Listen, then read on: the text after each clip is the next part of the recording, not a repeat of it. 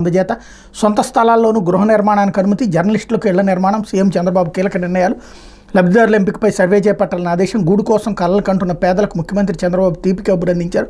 పేదల ఇళ్ల నిర్మాణంపై ఆయన కీలక నిర్ణయం తీసుకున్నారు. రాష్ట్ర గృహ నిర్మాణ పథకాన్ని ప్రధానమంత్రి ఆవాస్ యోజన పట్టణ 2.0 కేంద్ర ప్రభుత్వ పథకంతో అనుసంధానం చేసి ఇకపై కొత్తగా ఎంపిక చేసే లబ్ధిదారులకు ఒక్కో ఇంటి నిర్మాణానికి 4 లక్షలు అందించాలని నిర్ణయించారు.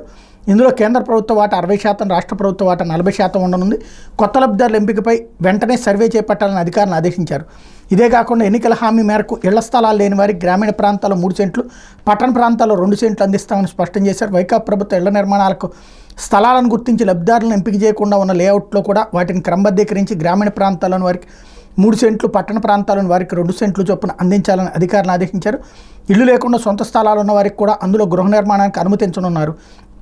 సచివాలయంలో సోమవారం గృహ నిర్మాణంపై ముఖ్యమంత్రి చంద్రబాబు సమీక్ష నిర్వహించారన్నట్టు వార్తని హైలైట్ చేశారు. ఇది చాలా మంచి ఆలోచన. 4 లక్షల రూపాయలు ఇవ్వాలనుకోవడం. ఎందుకంటే జగన్ హయాంలో 2,80,000, 1,80,000 అది అది చాలకపోవడం వల్ల ఎదురైంది. అంటే రాష్ట్ర ప్రభుత్వం నుంచి డబ్బులు ఏమి ఇవ్వకపోవడం వల్ల అవన్నీ ఆ స్థలాలకు ఖర్చు పెట్టారు తప్పించి వాళ్ళకి ఇవ్వకపోవడం వల్ల ఇప్పుడు స్థలం ఇచ్చి ప్లస్ డబ్బులు కూడా 4 లక్షలు ఇస్తామంటున్నారు. చాలా మంచిది. కాకపోతే సమస్యల్లా ఇక్కడ ఇప్పుడు ఆల్రెడీ లబ్ధిదారులుగా ఎంపిక చేసి ఇవాళ ఇంకెవరు ఖాళీ లేరు. చిట్ట చివరి వ్యక్తి వరకు కేటాయించేశారు. ఇంకా అప్పుడు వాళ్ళకి ఎట్లా వస్తాయి పథకాలు? ఇక కొత్తగా అంటే ఇప్పుడు ఏమన్నా 18 ఏళ్ళు దాటి కుటుంబాల నుంచి వేరుపడినటువంటి వాళ్ళు వీళ్ళు ఈడ్చిపెడదంతే రాష్ట్రం మొత్తం మీద కలిపితే 2 లక్షలు 3 లక్షల మంది కూడా ఉండరేమో.